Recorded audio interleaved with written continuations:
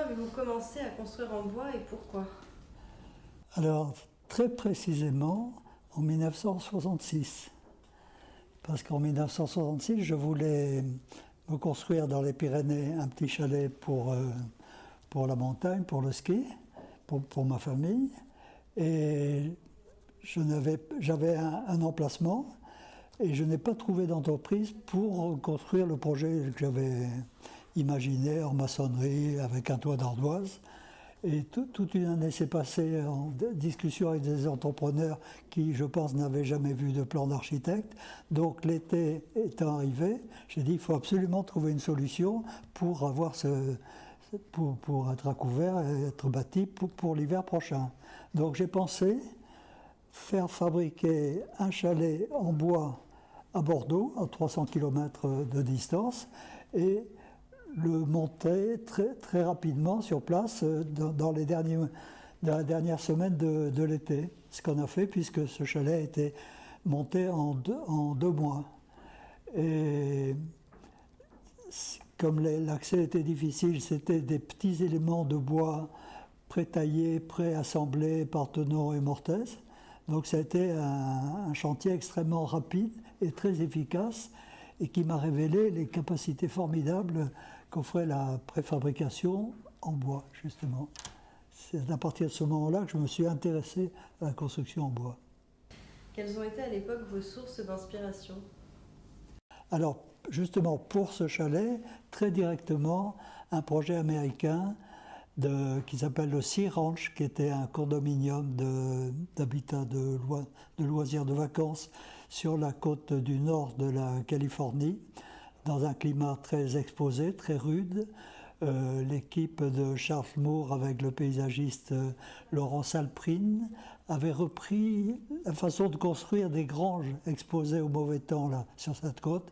Donc c'était une image très traditionnelle de construction en charpente de bois qui était transposée dans un habitat très regroupé en petites unités très compactes, affronté aux conditions climatiques très, très violentes. Donc c'était ça la référence principale. Et après, nous avions une activité avec l'équipe Salier et Courtois de beaucoup de construction de vacances, de villas sur la côte aquitaine. Et là, nos références principales, c'était encore les architectes américains, les gens qui ont fait les programmes comment on appelait les custody house, oui, des maisons expérimentales de Californie. Donc il y avait autour de Richard Neutra, Craig Elwood, Pierre Koenig, des gens comme ça, qui construisaient, sinon en bois, de toute façon des architectures légères en construction sèche. Donc c'est cette orientation-là qui m'a intéressé. C'était à la fois le matériau, mais aussi la façon de construire de façon légère. Voilà les sources d'inspiration. Une autre source d'inspiration, dans le même registre léger, c'est la construction de la maison japonaise, qui a toujours été un exemple admirable pour moi. En quoi le bois a-t-il modifié votre façon de concevoir un projet? Alors, il a changé de façon très, très forte, parce que moi j'avais reçu l'enseignement de l'école des Beaux-Arts. À l'école des Beaux-Arts, on faisait des projets en passant successivement d'une esquisse d'abord, un projet un peu plus élaboré qui était un avant-projet, et après un projet. Et quelquefois, on envisageait la façon de construire ce projet dans un projet de construction. On appelait ça un projet de construction. Mais c'était très exceptionnel. En général, on ne s'intéressait pas du tout à la façon de construire. On s'intéressait à la façon de composer, à la composition architecturale, mais pas à la construction. Or, en préparant la préfabrication de ce chalet de Barreuil, je me suis rendu compte qu'il fallait il fallait avoir présent tout de suite à l'esprit la façon dont les pièces allaient s'assembler entre elles, les détails de jonction, tous les systèmes d'assemblage, l'ensemble du dispositif constructif. Il fallait qu'il soit présent tout de suite dans le projet lui-même. Hein. Donc ça a été cette révélation que m'a amené le bois, et à partir de là, tous les projets que j'ai faits, même ceux qui étaient en maçonnerie, en construction traditionnelle, j'avais adopté cette attitude de solliciter le système constructif, les détails d'assemblage que d'habitude on réglait à la fin du projet, là, les avoir présents à l'esprit dès les premières heures du projet.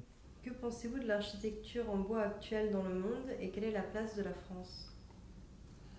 Je pense qu'on vit une période très, très intéressante parce que l'architecture de bois a été réhabilitée par quelques pionniers, par quelques pays pionniers, par quelques régions pionnières, et en particulier les pays d'Europe du centre, l'Allemagne, l'Autriche, la Suisse, en particulier le Fort Albert qui a été une région où il y a eu une éclosion d'architecture exceptionnelle, qui a été un modèle pour tous les architectes de la génération des années 80. Hein.